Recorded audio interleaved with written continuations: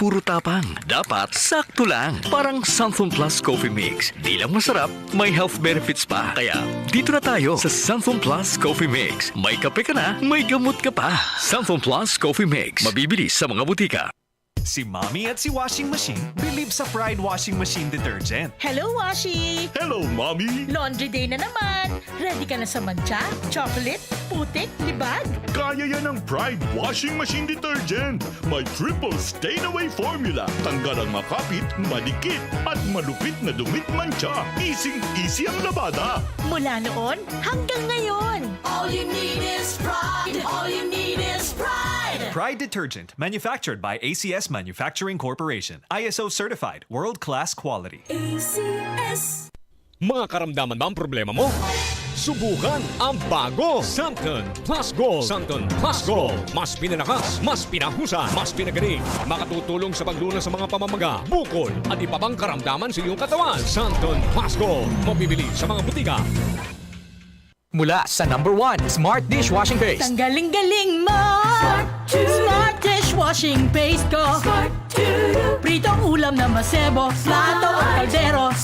Tanggaling for everyday. Ganyan pag Smart ang dishwashing paste. May double tanggaling formula. Tanggal galing ang sebo at bakterya. Bahid para walang bahid, linis fantastic sa metal at plastic. #1 ko to! Tanggaling-galing mo! Smart dishwashing paste. Heavy duty linis bawat pahid. Smart Dishwashing Paste, manufactured by ACS Manufacturing Corporation. ISO certified, world-class quality. ACS. Sunflame Plus Herbal Capsule. Ako si Roy, taga Santa Rosa, Laguna. Malabo yung mata ko. Sabi ng doktor, may glaucoma daw ako. Pero tinry kong uminom ng Santon Plus Herbal Capsule. Inaraw-araw ko, nawala yung glaucoma. Nabis talaga yung Santon Plus Herbal Capsule. Sunflame Plus. Mabibili sa mga butika. Para di madaling masira ang ngipin ng pamilya, ngayon pa lang, Unique toothpaste for brushing every after kumain. dahil ang unique toothpaste, may Max Protect formula. Ngipin ay Max Alaga. Max Protektado pa. Helps stop cavities even before they start, while keeping breath fresh with regular use. Unique toothpaste for brushing para siguraduhin ngipin ay Max Alaga. Max Protektado pa. Unique. Max Alaga, Max Protectado with unique toothpaste maximum fluoride protection. Manufactured by ACS Manufacturing. ISO certified, world-class quality. ACS. Premium D3, ang bago. Ako si Jorix. Nawalan ako ng trabaho dati kasi madali ako mapagod. Kaya nag-take ako ng Premium D3. Aktibo talaga. Ngayon, balik trabaho na ako. Mas pinalakas, mas epektibo dahil sa VCO at Moringa Oil. Mabibili sa mga butika.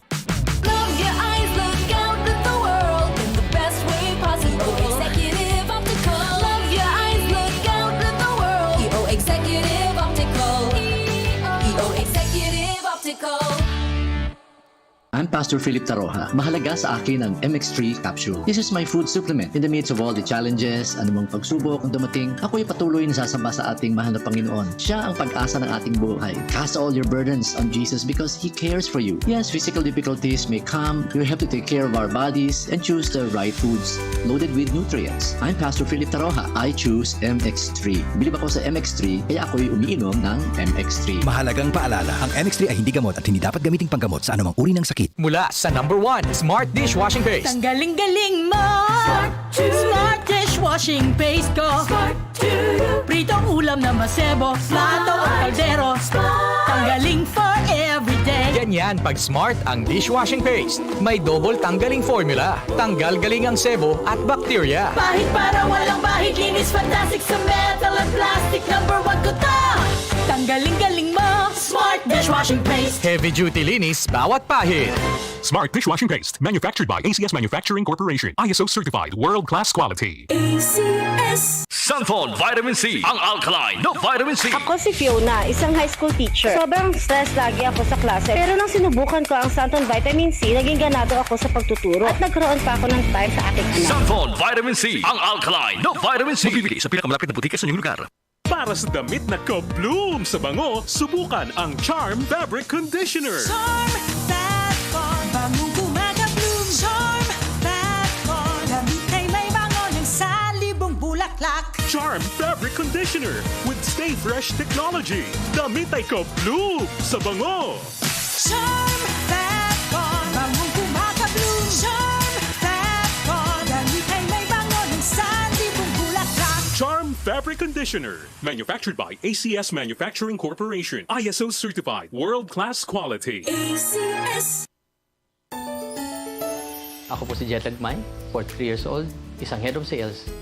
Noong nag-relax yung quarantine, lahat ng tao nagkaroon ng takot. Pinaka-importante, malusog ka, meron kang panangga sa anumang meron dyan. So, healthy food, nag-workout, and I've been taking MX3 for about a year and 4 months na.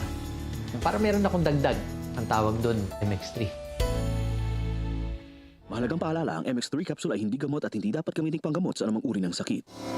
Maging bahagi ng News and Public Service Organization na naghahatid ng tamang balita at impormasyon. Gumagabay sa hanap buhay sa masang Filipino. Ang RMN DZXL Radyo Trabaho 558 kHz ay nangangailangan ng mga sumusunod. 3 multimedia digital assistant. Graduate of Broadcasting, Mass Communication, Journalism, or any related course. Knowledgeable on photo and video editing softwares. Provincial Coordinator. Graduate of Broadcasting, Mass Communication, Journalism, or any related course. Coordinates report from both Manila and provincial reporters. Fresh graduates are welcome to apply. News Writer. Graduate of Broadcasting, Mass Communication, Journalism, or any related course. Proficient in proofreading and has basic knowledge in news writing. Kung kayo ay interesado, pwedeng ipadala ang inyong resume sa DZXLdigital@gmail.com o pumunta ng personal sa DZXL Radyo Trabaho 558 kHz, 8th floor, Atlanta Center, Annapolis Street, San Juan City.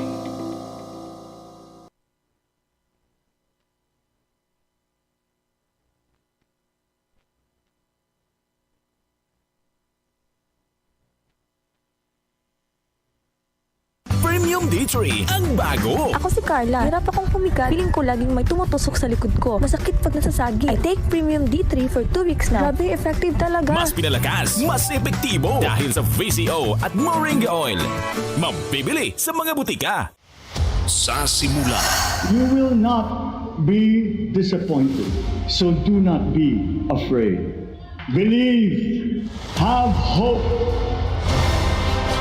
Makalipas ang mahigit 100 araw sa kanyang panunungkulan, ano ang pagbabago? Ano ang plano? Saan tayo patungo? Sama-sama nating pakinggan ang talumpati ng Pangulo ng Republika ng Pilipinas, President Ferdinand Marcos Jr. sa July 24, 2023, araw ng Lunes, para sa kanyang pangalawang State of the Nation Address.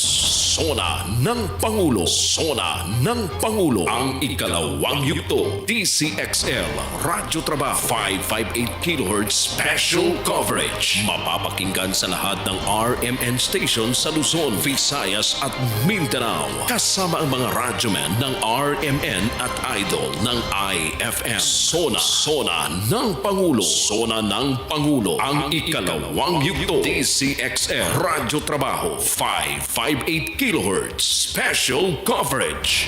I know it in my heart. I know this in my mind. I know it in my very soul. The state of the nation is sound. Para di madaling masira ang ngipin ng pamilya, ngayon pa lang, Unique toothpaste for brushing every after kumain. Dahil ang unique toothpaste, may Max Protect formula.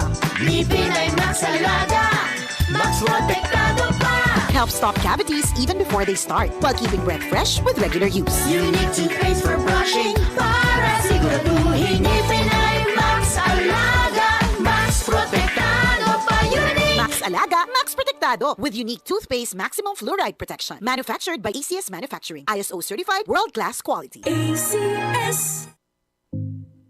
Ang RMN DZXL Radyo Trabaho 558 kHz ay nangangailangan ng 2 patrol driver. At least 2 to 3 years related to working experience. Must have a professional driver's license. Candidate must possess at least vocational certificate course and able to adjust travel routes. Kung kayo ay interesado, dalhin ang inyong resume sa Room 806, 8th floor, Atlanta Center, Annapolis Street, Green Hills, San Juan City, and look for Miss Regeline Dayo, DZXL 558 Manila Admin Head. RMN DZXL Radyo Trabaho 558 kHz, ang inyong gabay sa hanap buhay. Santon Plus Herbal Capsule. Ako si Jessa, 25 years old. Dati may leukemia ako. Kasabay sa pag-take ko ng aking mga gamot, ang Santon Plus Herbal Capsule. Ang laking tulong talaga ng Santon Plus. And finally, I'm a leukemia survivor. Santon Plus. Mabibili sa mga butika. Maging bahagi ng News and Public Service Organization na naghahatid ng tamang balita at impormasyon. Gumagabay sa hanap buhay sa masang Filipino. Ang RMN DZXL Radyo Trabaho 558 kHz ay nangangailangan ng mga sumusunod. 3 multimedia digital assistant. Graduate of Broadcasting, Mass Communication, Journalism, or any related course. Knowledgeable on photo and video editing softwares. Provincial Coordinator. Graduate of Broadcasting, Mass Communication, Journalism, or any related course. Coordinates report from both Manila and provincial reporters. Fresh graduates are welcome to apply. News Writer. Graduate of Broadcasting, Mass Communication, Journalism, or any related course. Proficient in proofreading and has basic knowledge in news writing. Kung kayo ay interesado, pwedeng ipadala ang inyong resume sa dzxldigital@gmail.com o pumunta ng personal sa DZXL Radyo Trabaho 558 kHz, 8th floor, Atlanta Center, Annapolis Street, San Juan City.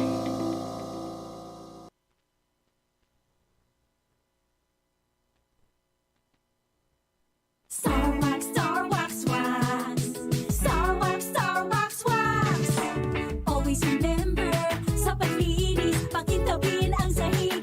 Mrs. Star Wax. Kitang na to the max. Star Wax, ang #1 floor wax. May waterproof formula. Buhusan man ang tubig, balikin tabang sahig. Star Wax. Kitang na to the max. Star Wax Floor Wax. Manufactured by ACS Manufacturing Corporation. ISO certified. World-class quality. ACS. Katok! Bahay sorpresa! Trabaho! Katok! Hatid namin ay serbisyo. Abangan sa mga tahanan ang pagbisita ng DZXL 558 Radyo Trabaho. At sa bawat katok, bitbit namin ay serbisyo at sorpresa para sa inyo. Dala-dala namin ang iba't ibang job openings para sa mga naghahanap ng trabaho. Basta ihanda ang mga resume at kami na ang bahala sa inyo. And wait, there's more! Dahil may kasama pa itong exclusive Radyo Trabaho wall clock at kalendaryo. Kaya sa mga taga Maynila, Caloocan at Pasay, tingin dito, tingin doon. Baka nandyan na ang Radyo Trabaho team para sa Katok Bahay Sorpresa Trabaho ng inyong DZXL Radyo Trabaho 558 kHz. Ang inyong gabay sa hanap buhay. Inihahandog ng Benita Catalino Yap Foundation o BCYF ang 7th Development Social Enterprise Awards 2023. Muli nating kilalanin ang mga tao sa likod ng iba't ibang organisasyong nagpapalaganap at lubos na nakaiimpluwensya sa ating layuning panlipunan. Hinihikayat ang lahat na mag-nominate ang mga kwalipikado sa mga pamantayang hinahanap ng DSEA na ang advokasya ay may layuning panlipunan sa huling 3 taon at dapat ay may ugnayan sa negosyo at serbisyo. Pwede ring i-nominate ang sarili. Ang mga nominasyon ay maaaring ipadala sa bcyf.eds@gmail.com o sa bcyf.dsea@gmail.com bago ang 5 ng Hulyo 2023. Ang bawat mananalo sa parangal ay makakamit ng premyo. BCYF 7th Development Social Enterprise Awards 2023. Handog ng BCYF kasama ang RMN Networks. Para sa karagdagang impormasyon, pwedeng bisitahin ang BCYF Facebook page o mag-email sa bcyf.dsea@gmail.com. Lumipas at magbago man ang panahon, iisa at nakatatak ang kauna-unahang himpilan sa paghahatid ng serbisyo publiko at balita. Ito ang Radio Mindanao Networks. 7 dekada sa paglilingkod sa masang Pilipino sa Metro Manila. Ito ang DZXL Radyo Trabaho 558 kHz. Ang inyong gabay sa hanap buhay. Ang bawat pananaw at opinyon ng susunod na programa ay hindi sumasalamin sa pananaw at opinyon ng DZXL 558 Radyo Trabaho RMN Networks at ng management. Importante diyan kasi sa COMELEC, malinis yung mga nagpapatakbo. Now, wala bang bahid? Pero kung may nakikita tayong bahid, ang bawat mamamayan maninindigan dapat.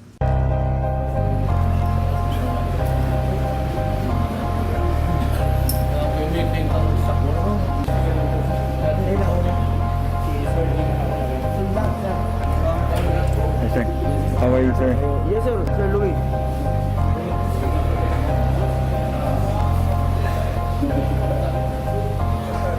Ito si Jing, Paras. May isang tao pagtulong ang tanging hangad. Pagmamahal sa kapwa siya'y bukas palad. Busilak kanyang puso para sa karamihan. Ika'y pagtatanggol at hindi pababayaan. Siya'y mabilis na aksyon para sa'yo. Basta't ikaw ay nasa tama, di ka madedehado. Kalaban ng mali na hindi niya papayagan. Yan si Secretary Jing Paras ang ating kaibigan. Tagapagtanggol na naaapi, abogado natin at kakampi. Siya si Secretary Jing Paras. Ipa-Rush Kay Paras. Basta ikaw ay nasa tama, ika'y kanyang ipaglalaban. Totoong tao, mapagkakatiwalaan. Ipa-Rush Kay Paras. Ang nais lamang niya ay makatulong sa lahat. Malasakit na tunay na karapat-dapat sa tao na hindi makatwirang katarungan. Biktima ng korupsyon ay kanyang ipaglalaban. Prangkang tao na wala paligoy-ligoy. Kapag siya nagsalita, umatras ka na boy. Totoong tao, mapagkakatiwalaan. Tunay na kaibigan na hindi ka iiwanan. Tagapagtanggol na naaapi, abogado natin at kakampi. Siya si Secretary Jing Paras. Ipa-Rush Kay Paras. Basta ikaw ay nasa tama, ika'y kanyang ipaglalaban. Totoong tao, mapagkakatiwalaan. Ipa-Rush Kay Paras. Tagapagtanggol na naaapi, abogado natin at kakampi. Siya si Secretary Jing. Pero sa halip ng ito lahat, Ipa-Rush Kay Paras. mayroon namang isang mabuting tao. Ika'y kanyang ipaglalaban. Totoong tao, mapagkakatiwalaan. Ipa-Rush Kay Paras. But the President can be very sure that in the coming days, we will fiscalize. Pag may nakita tayong masama, we will raise our voice because that is the essence of our presence here. Ipa-Rush Kay Paras. Hello. Magandang hapon.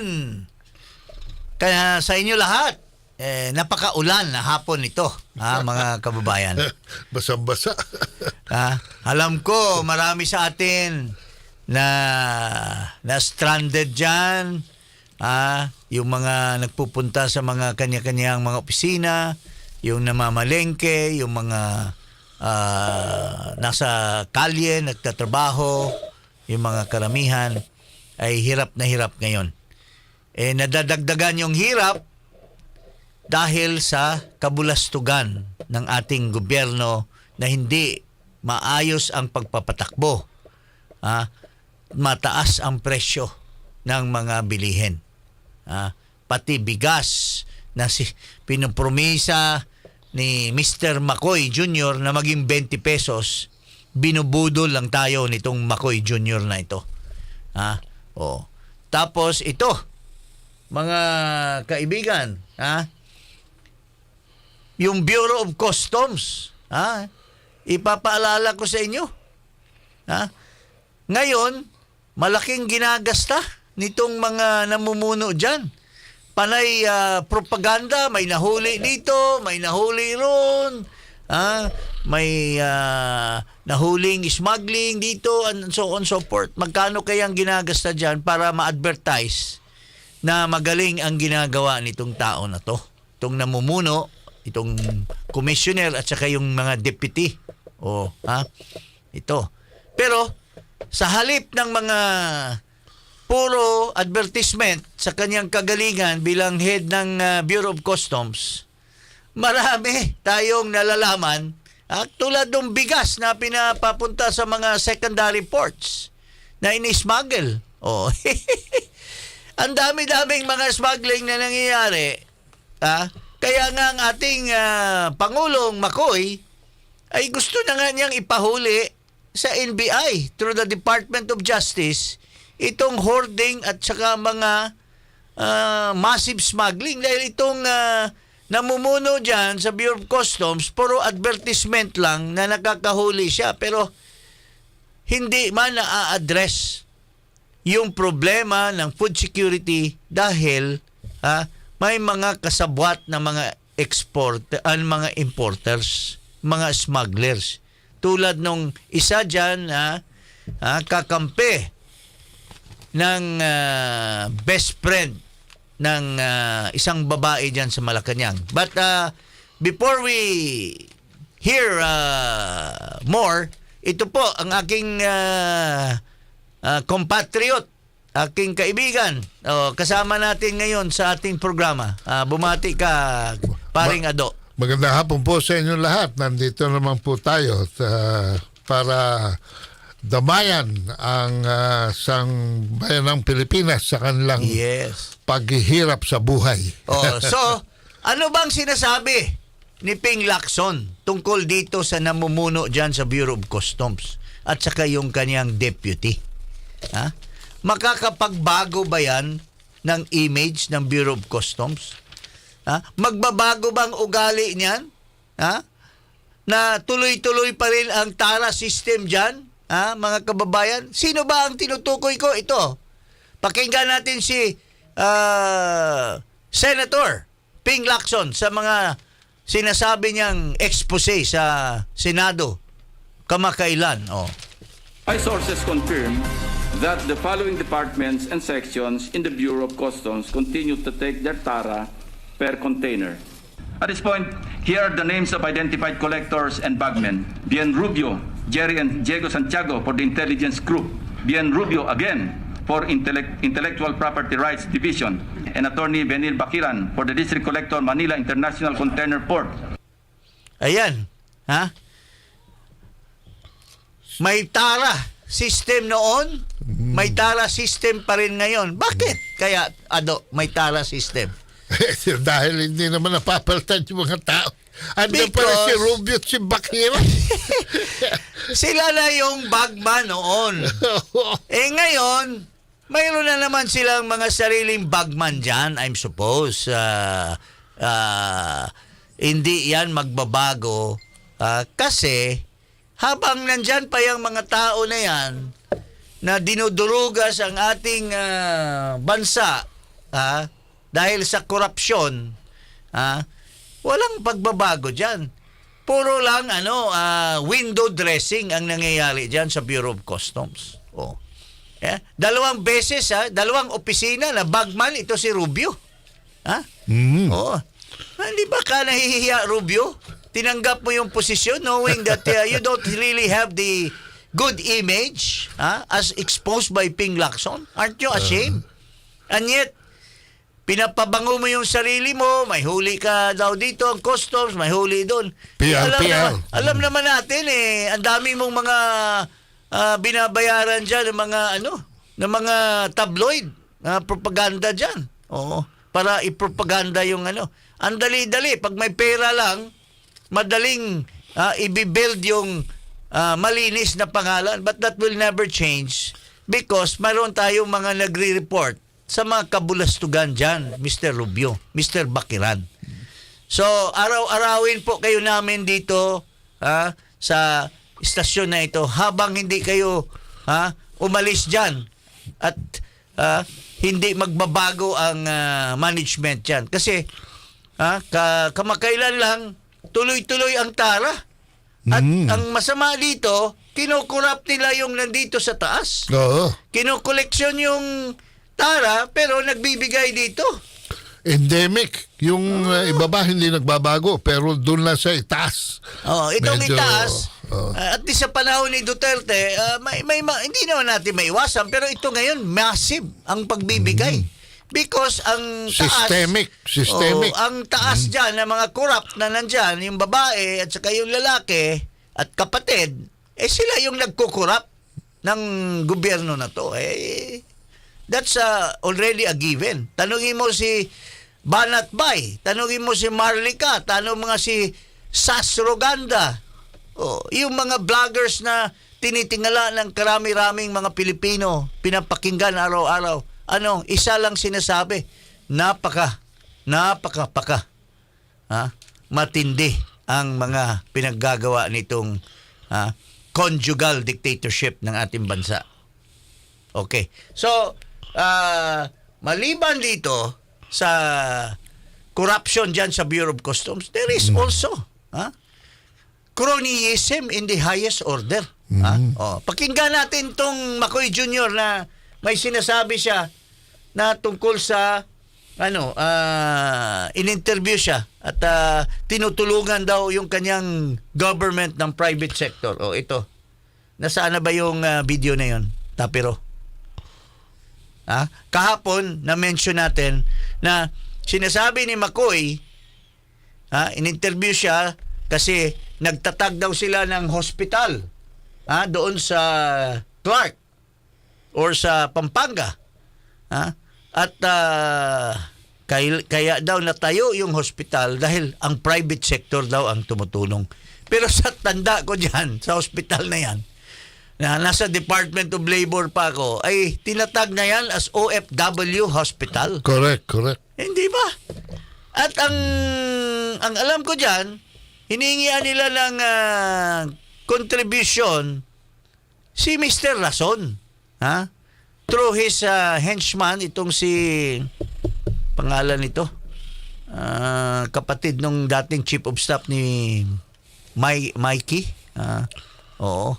So anyway, tinatag na yan, nag-launching na dyan, nandyan si Secretary Duque, nandyan pa nga si Madam former President Macapagal Arroyo. So that is already a given. Pero pinagyabang ni Marcos na nagtatag daw ng hospital at private sector. But that is neither here nor there. The issue is anong tawag nito?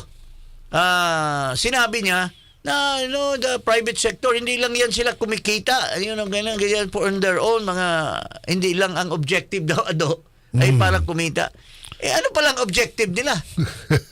Mr. Makoy, bakit sila nakapaligid? Ginawa mo pang number 1 advisor itong si Aboitis. Anong mga kabulastugan na nangyari dyan? Ito. Saan na ba yun? Itong video pakinggan natin yung video. Sir, this is related to your first event in Clark. Under your administration, the private sector has been very supportive of your programs, especially in infrastructure program, including this Clark multi-specialty medical center. Sir, what is the commitment of the private sector in helping the government in building such facilities? Actually, I have to say the response from our friends in the private sector has really been quite strong and quite almost overwhelming. Because you imagine that these big corporate giants, iniisip lang nila paano kumita. Pero ang katotohanan, nung humingi tayo ng tulong sa kanila, tumutulong talaga sila. And look, like the hospital that we had begun, what is going to be begun, that we went to in Clark. Then the other hospitals and other health facilities. Magagalit si Bebot Bello niya. Hinihingi natin sa kanila yung tulong. Pati na yung infrastructure programs. Hindi lamang yung mga local na 2021 pa yun. Na malalaking korporasyon, pati na yung mga funding agencies na abroad. Okay, tama na. Mahilig mang-angkin, mahilig magpapalit ng mga mga slogans. Yun ang hilig nito si Makoy. Yung hospital na yan, multi-sectoral daw hospital, natatag na yan, nag-launching na dyan. Alam mo, very helpful dyan si Ginang Baby Pineda na siyang gobernador nung panahon na yan. Correct. Talaga siya ng isang lugar. At ito na naman yung tinuturo ni McCoy Jr. Ano pa bang ibang Recycled. ano pa bang ibang ano diyan alam ko yan nandiyan si Secretary Duque, nandiyan yung mga ibang opisyal niyan nung nag-launch na ng hospital na yan. Ngayon nire-relaunch, baka baka palitan na naman niya. Dati OFW hospital yan, ngayon multi-sectoral hospital. He's so fond of changing names to suit his own agenda. Pero sino yung mga private sector na tinutukoy niya? Itong mga bantay sa lakay. Ito, number 1. Itong si Sabine Aboitiz. Ito yung representative ng Aboitiz clan. Anong ginawa niya dito? Marcos picks Sabine Aboitiz to head Private Sector Advisory Council. Ayan. Aboitiz Group Chief Executive Officer Sabine Aboitiz was chosen by President Ferdinand Marcos Jr. to lead and convene the private sector to help government meet its economic objectives. Pero hindi pa nga uminit yung kanyang pagka-presidente diyan. Anong ginawa? Nasaan yung nanghiram kagad ng 20 bilyones? 20 bilyones. Nung Enero yan. Ng 20 bilyones sa Land Bank of the Philippines. Take advantage kagad. Napakakapal na mukha nito. This is after, Secretary, Aboitiz Power made 27.5 billion in profits last year. Kita mo? Tapos sinigundahan pa na 20 billion. May sarili naman bangko ito. May sariling bangko, Union Bank. Talagang tinake advantage yung kunyari presidente siya ng advisory group. Di ba bantay sa lakay nitong mga tao na to? Ito namang isa. Ipakita nga natin yung picture kung sino-sino itong mga group of 7 na ito. Ito yung mga Magnificent 7 Nasa gitna pa yung tax evader daw di umano. Inimbestigahan itong Tan, anak nung Andrew Tan. Inimbestigahan ng isang BIR region na hindi nagbabayad ng real estate tax. Pero ngayon wala na. At saka dati naayos na kasi na siya, Magnificent 7 na parang sila yung gwardiya ni McCoy. Dati tagong-tago yung mga yan Ngayon nakabuka na. Sila na mga poste. Nabukang liwayway na Except itong sigurong si Ayala dahil disente yan. Hindi naman matagal na yan. Talagang solid na yan. Pero itong isa, carpetbagger, ito si Gokongwei. Ito, ano bang ginawa nitong kay Gokongwei? Binawasan yung mga importers. Pinatigil yung importers para yung kanyang polyethylene makabawi siya ng 9 billion. Pero anong kumita ka ng 9 billion pero anong kapalit mo, Mr. Lance Gokongwei? Pinahirapan mo ang taong bayan.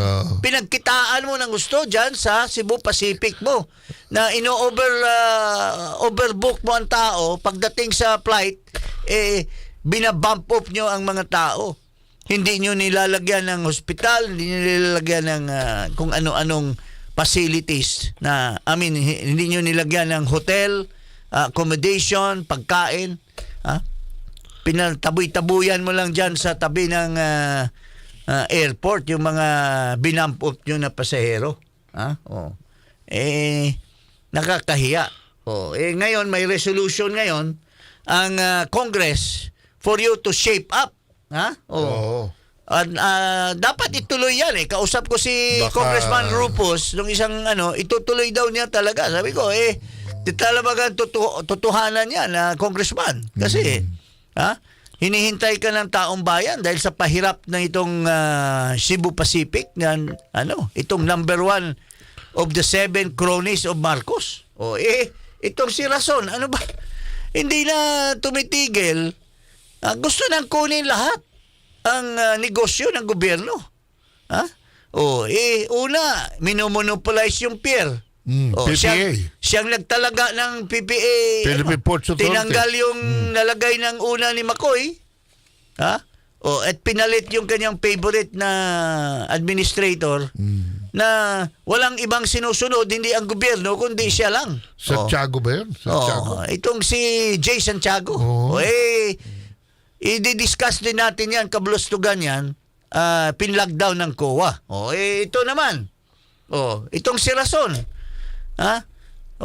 Nagmaniobra, medyo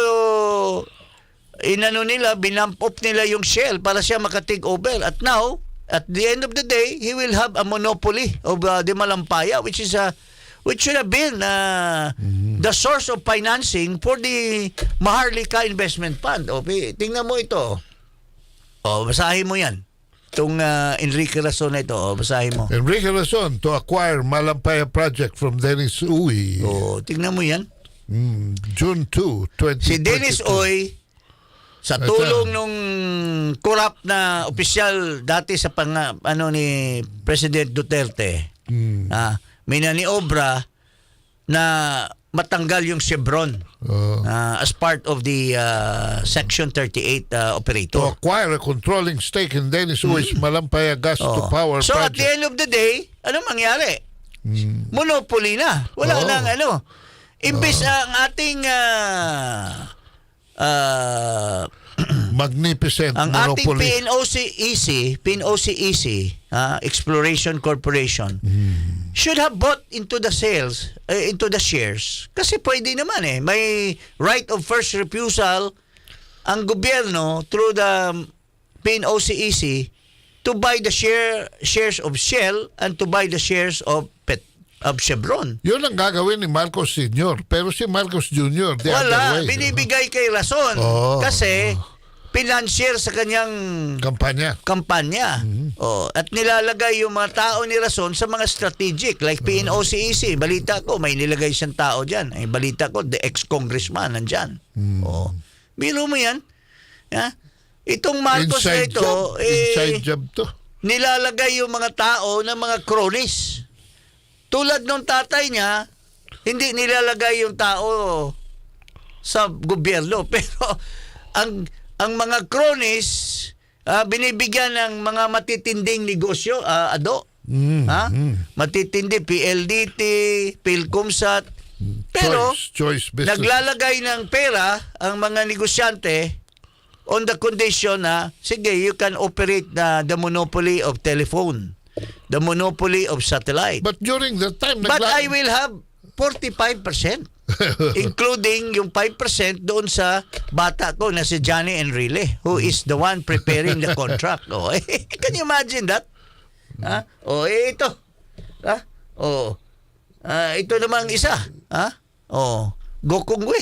Ano ba? Ano nangyari doon sa Meralco? Yun. CA Junks ERC ruling denying Meralco. Ito pa. Inipit nila si rito Si Ramon Ang, inipit nila. Inipit ito si Ramon Ang. We cannot consider this guy a crony because long before Danding Kuhangko was already a powerhouse during the time of Marcos Sr.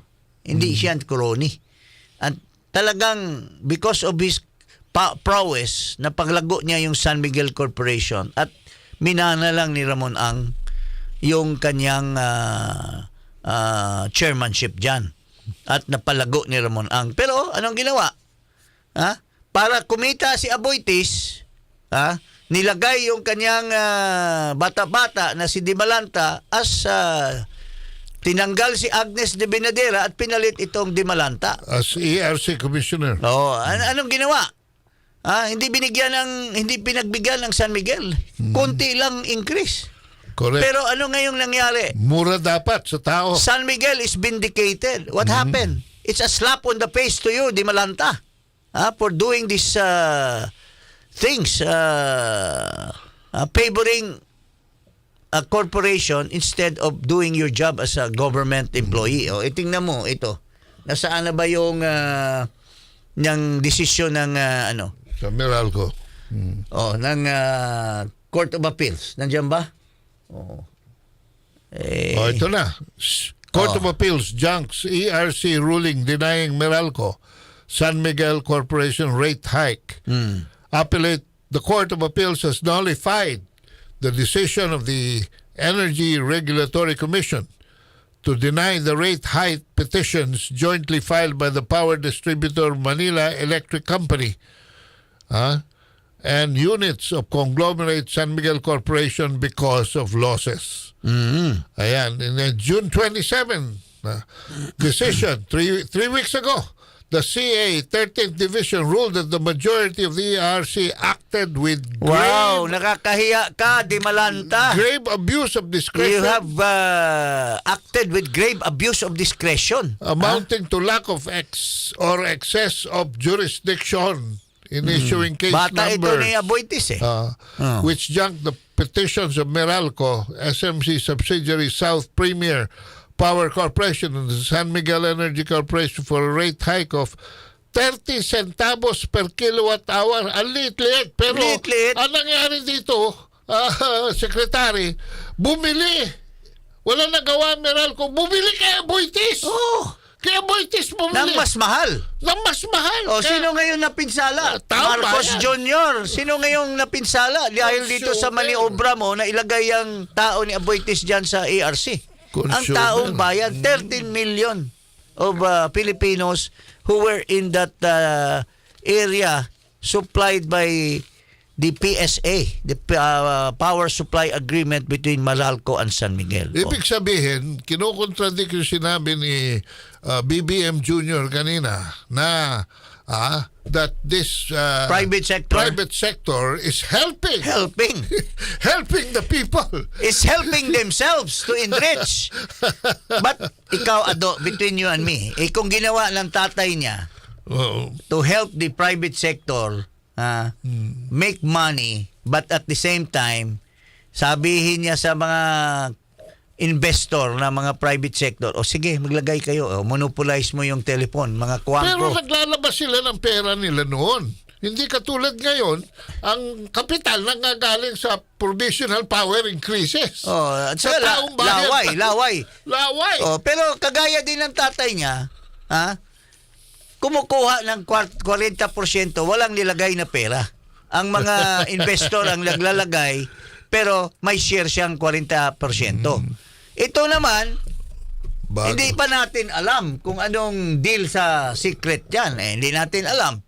Pero for all we know, it's obviously, mayroon siyang dyan. Wala namang negosyante yung may bahay daw ng ating Pangulo. Di umano Wala namang libre dyan. Kita mo? Now, very clear that the statement of McCoy Jr. na tumutulong ang private sector is just lip service. The reality is that these people are helping themselves. PR lang yan. Are helping themselves. But at the same time, helping Marcos make money, I suppose. Di umano. Diba? Well, anyway, let's move. To the ICC. Ito. Nagdesisyon ng ICC. Nagdesisyon na daw at alam mo naman kasi, with due respect, ito kasing si Guevara, ewan ko kung sino nag-utos nito, nagsulat-sulat pa, alam naman na talagang ito turn down At saka si Pangulong Duterte, si Menardo Guevara po yan. Menardo Guevara, itong OSG. I mean, I don't know. I thought he was a bright guy. Pero what did he do? Dapat in-ignore na lang yan. Nag-appeal Alam naman natin na pag nag-appeal ka, so you actually recognize the jurisdiction. Diba? It's a stupid move. I was talking with Harry Roque. Sabi ni Harry Roque, hindi nga tama yung ginagawa Pero I don't know kung sino nag-udyok. I told also the former ES. Sabi ko, bakit na yan? Kasi daw para daw sabi yung stand. Alam na natin yung stand ng ICC. Alam na natin na pabor yan sa mga leftist at mga kalaban ni Duterte. Kagaya ni De Lima, pabor na pabor yan. Pero, tinuloy pa rin ni Guevara. Tingnan mo na ngayon, naipit na tayo diyan because ICC will now say, you recognize our jurisdiction. You wrote a pleading in behalf of the Philippine government. Now, we denied it. Now, you asked for an appeal. We denied your appeal. Kita mo. Pero as far as the President Duterte is concerned, pakialam niya dyan. Ang hinihiling lang naman ni President Duterte, basta papayag ako, makulong. So long as it is a Filipino court, a Filipino judge, and I will be given dito sa Pilipinas. Dito sa Pilipinas. It should be, the venue should be here. Ito. Tingnan mo. Ang mga leftists, ang mga galamay ngayon ng mga kalaban ni President Duterte at saka mga yellow na kakampi na ngayon ni McCoy Jr. na nandyan sa Malacanang, they are celebrating the ICC ruling. Tingnan mo. But anong ginagawa ng ating dating Pangulo? Ito. President Duterte just shrugs off. Basahin natin yan. Ex-President Duterte shrugs off ICC decision to resume probe into drug war. Former President Duterte dismissed the move of the International Criminal Court to reject the Philippine government's appeal to halt an investigation into his deadly war on drugs. Speaking through his former spokesperson, Duterte reiterated his narrative that only local courts can hear cases involving crimes committed in the country. Harry Roque said the former president has shrugged off the decision of the ICC judges, which clears the way for the probe into possible crimes against humanity to resume. Former President Duterte, has time and again said that because of this, he will face all his accusers anytime before Philippine courts and before Philippine judges only. Roque Okay. said, So, alam mo ba, Ado? They're celebrating a decision that is split decision. Can you hindi nila nilalabas sa propaganda na dalawang judges we're not in favor. Five sila, tatlo favor, split in other words. So in other words, hindi unanimous. The judges also do not. They say that, no, we don't have jurisdiction over Philippine sovereignty. At saka nag-withdraw na sila as membership. Sabi nung dalawang judges. And one of them is the chairman of this collective Pangalawa, the justice system in the Philippines is working. It is not in a state of dysfunction. Yeah, can you imagine yung kay Ian Santos ba yun? Whatever that name is, Ian De Los Santos. Yung bata. Convicted yung mga pulis. Kulong.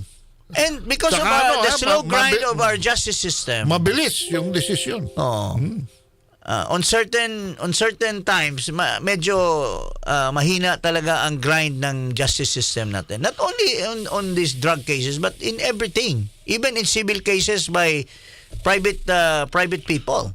At saka mabagal, but it doesn't mean na hindi inaksyonan. They are pending itong mga kaso na pinapile nitong mga leftist na ito against mga policemen. It doesn't mean that the justice system is not grinding. It's slowly grinding. And the nature of the ICC, it is a treaty law. So state consent is very important here. Pag hindi nagpa-under ng jurisdiction sa iyo isang bansa, wala kang magagawa. In fact, I think if my memory serves me right, si Putin, inisyuhan din nila ng warrant of arrest. Pupunta sa Africa. Sabi nung head of state ng Africa, sige, subukan yung hulihin si Putin dito. South Africa. Kayo ang paghuhulihin ko. It's the same thing as what Secretary Remulla and Secretary Enrile is saying na i-arrestuhin ko kayo. Because that's an encroachment on the sovereignty of the Philippines. State consent. Now, pero kung pakinggan mo itong duwag na dating PCGG na walang nangyari sa kanyang si Ruben Carranza na nagtatago ngayon dyan sa Amerika. Pakinggan mo, akala mo kung sinong marunong tungkol sa ICC. Sumibat siya dito panahon ni Kuan kasi wala siyang nagawa against the Marcos search for Marcos wealth. Parang aso na yung ano ba yon, yung tail ay nakabahag. He ran away and went to the United States to hide. Tail between his legs. So, pero kung magsalita, akala mo masyadong pakinggan natin. Pakinggan natin itong Carranza na itong duwag na ito. I think that in general, the opinions of Juan Ponce Enrile should not be taken seriously, whether it's about the ICC or any other matter. He's a liar. Yabang he's a person whose opinions, legal or otherwise, cannot be trusted. And this is a senator who actually did not sign the ratification by the Philippines of the ICC treaty. On the other hand, you have Marcos Jr. as a senator signing the ratification by the Philippines of the ICC treaty and expressing some statement that says the ICC represents a system of international justice that the world needs. For him ginagatungan si Marcos porque pero dati hinahabol mo pero kabubuhan mo wala kang napala. Hindi mo nakuha yung mga estate taxes. Talaga ito. Anyway, ito ay isang dating PCGG na sa kinatagal-tagal ng panahon ay walang napatunayan, walang nakuhang pera and all that stuff. And at the same time, dahil si Presidente Duterte ang naging presidente, nawala na siya ng influensya sa PCGG. Kaya ako nagpunta sa Amerika, nag-apply ng posisyon sa ICC at ngayon nandoon na siya. So itong Pilipinong ito, ang nag-advocate na ipakulong si Presidente Duterte.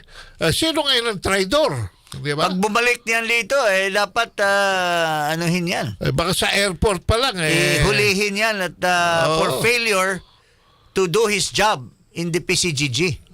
And nandoon sa New York, daldal, turo ng mga wealth ni Imelda Marcos, making propaganda. Well, if it's true what he's talking, why did he do it during his time and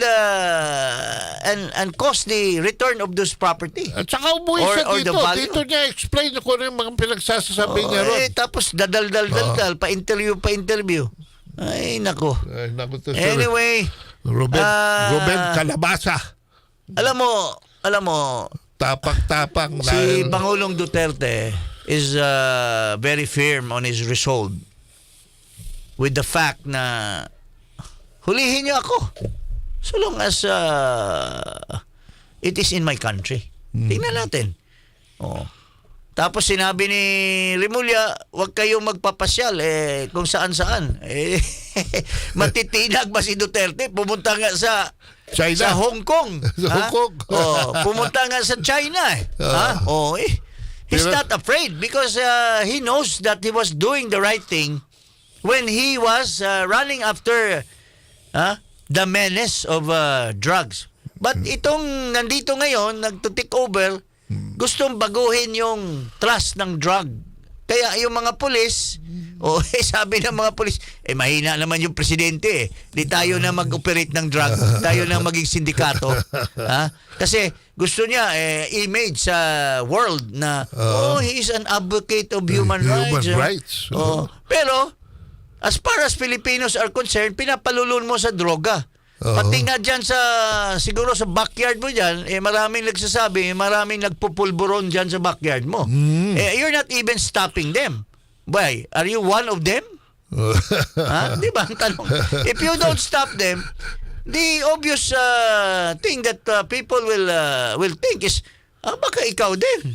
Mr. President, you're sending the wrong signal to the people. And President Duterte was saying na, there's a candidate that is taking cocaine. And there's a candidate na barkada niya, mga taga-Dabaong mayaman, is taking cocaine. And put 1 and 2 together, it's catch and jammer kids in Malacanang. Di ba?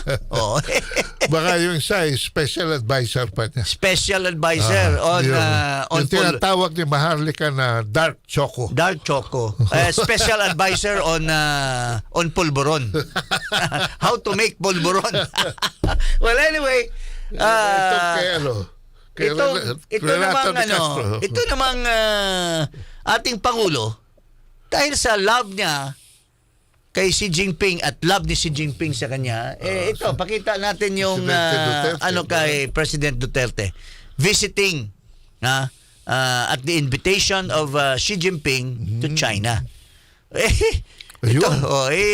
Basahin mo, Elo. Duterte meets Xi in Beijing.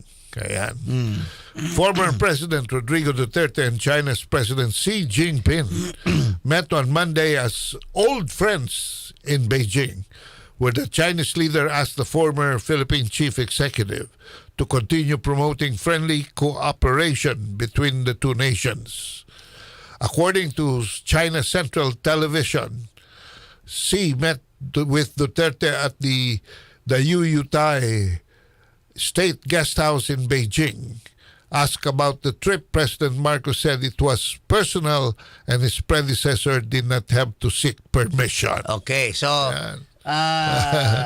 ano bang comment ni Makoy dito? Parang nagulat siya. While he was talking, yung butihin nating Vice President, the beauteous Vice President and competent Vice President, Sara Duterte, nasa likod. Daldal ng daldal si Mako tungkol dito.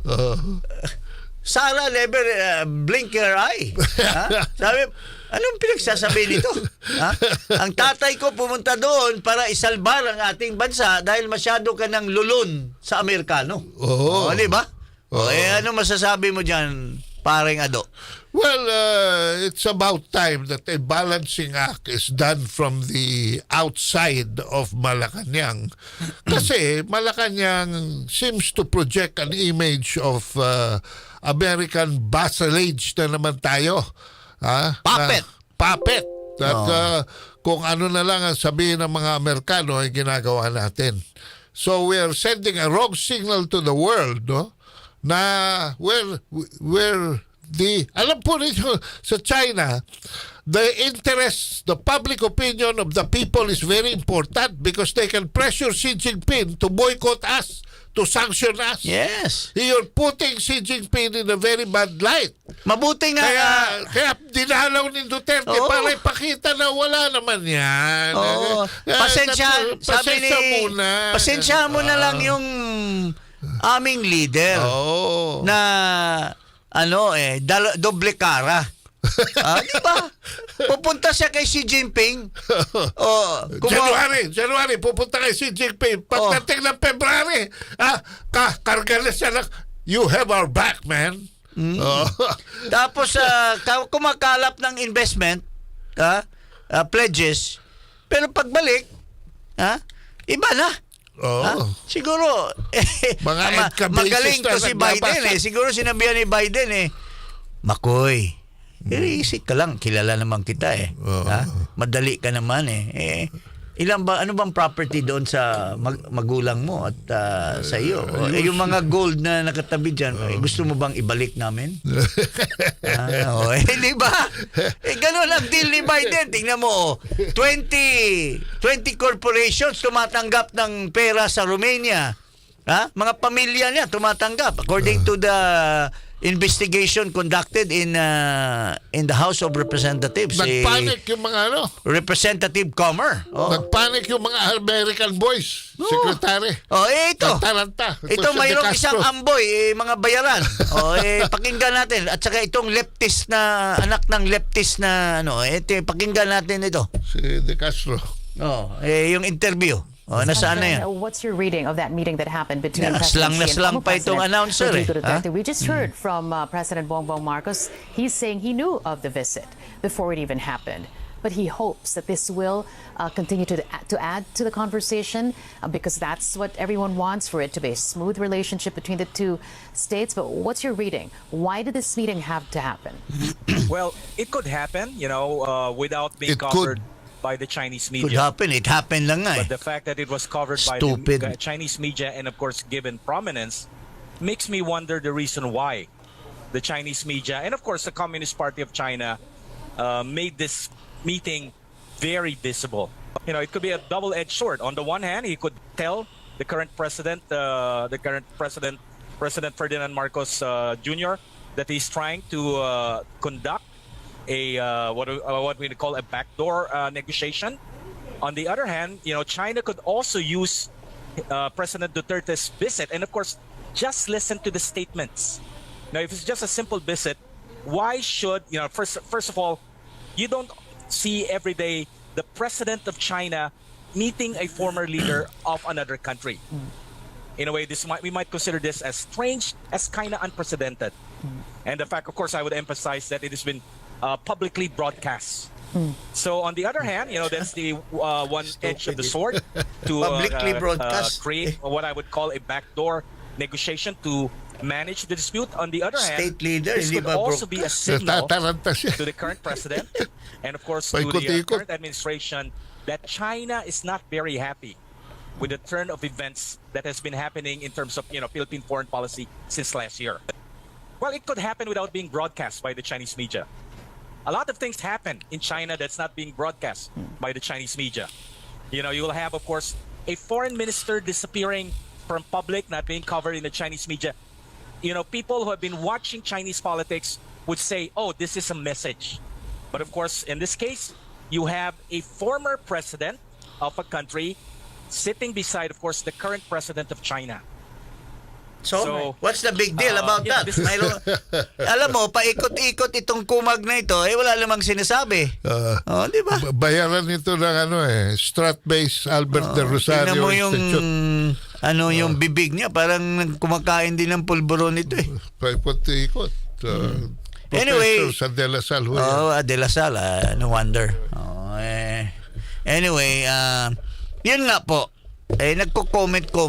Panic sila, in other words. Itong mga amboys na nandito, syempre nagpapanik kasi they are paid. Lalaking mga bayad yan. Yung mayroong USAID, mayroong maraming National Endowment for Democracy. Marami silang mga dito na ng deep state Center for Strategic and International Studies.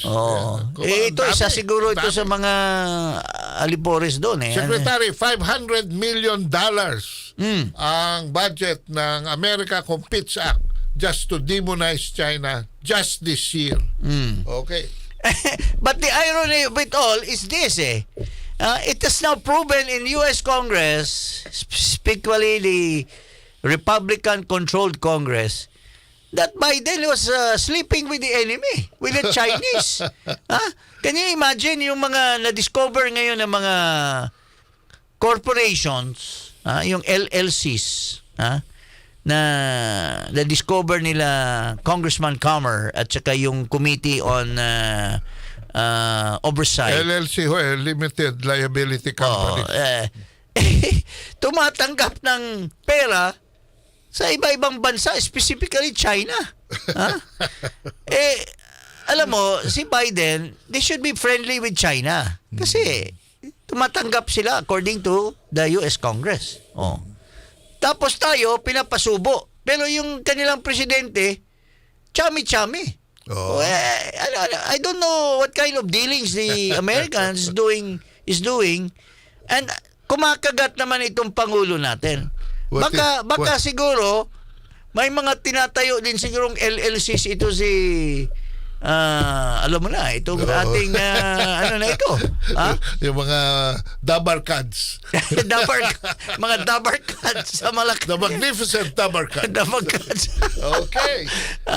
Ay nako, mga kababayan. Okay. So anyway, Secretary, extra na tayo. Para na tayo. Yes, sir. And we pass our time. And tomorrow, I won't be with you. I hope you're gonna miss me, but you will not miss the show because Ado will be here tomorrow. Okay. Maraming salamat sa inyong lahat. Marami pong salamat, mga kababayan. Edisyon ng Ipa-Rush Kay Paras. Ipa-Rush Kay Paras. Pinalakay ang mga nagbabagang issue tungkol sa galaw ng ating pamahalaan at ang epekto nito sa taong bayan. Laging abangan tuwing Lunes hanggang Biyernes. Ganap na 1:30 hanggang 2:30 ng hapon. Pakinggan at panoorin natin ang programang Ipa-Rush Kay Paras. Ipa-Rush Kay Paras. Mabilis umaksyon dito sa RMN DZXL 558. Ang oras at sa inyo ng Santon Plus Herbal Capsule, ito po ay may tagline na antioxidant at anti-tumor properties na tumutulong maiwasan tubuan ng bukol ang ating katawan. Santon Plus Herbal Capsule mabibili po sa mga butika at ngayon available po ang Santon Plus Herbal Capsule sa South Star Drugstore, TGP, Watson's Drugstore. Hanapin lamang po yung may tatak na Yes to Health o Doc Samaritan kapag kayo po ay bibili. Sabayan din ang pag-inom ng Santon Vitamin C. Ang Vitamin C na puno po sa energy dahil sa ito po ay gawa ng Santon Plus at Santon Gold. Palakasin ang immune system, labanan ng mga karamdaman na dala po ng virus at bakterya. Mag-Santon Vitamin C. Ang alkaline na Vitamin C na pinalakas po ng Santon, mabibili po sa mga batika para po sa inyong reservation, tanong at order. May maaari kayo tumawag o mag-text sa DZXL Radio Trabaho 0927-499-1276. Hanapin po si Ray Albesa o pwede kayo pumunta ng personal para bumili sa Yes Health Center sa Unit 7, Crownland Building, EDS sa corner Mother Ignacia, Quezon City. At samantala mga kababayan, ubo, sipon, lagnat o trangkaso, baka na may COVID ka na.